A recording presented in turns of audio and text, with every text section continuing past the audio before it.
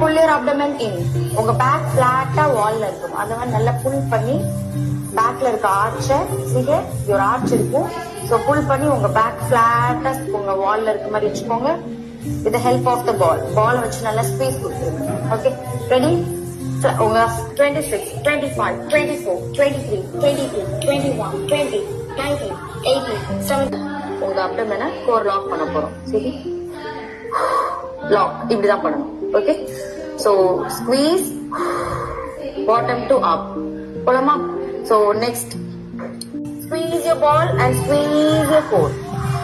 Roll 1, 2, exhale up, exhale up. core lock பண்ணிடுங்க. Lock பண்ணிட்டு loose பண்ண கூடாது. And from that